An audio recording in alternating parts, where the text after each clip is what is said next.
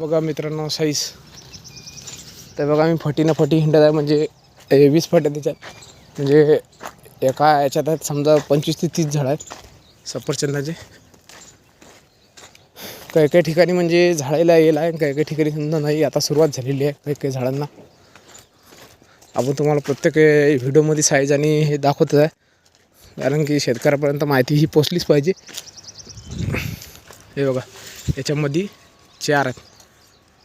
हे बघा उडवले आम्ही, 2 ठेवलेले.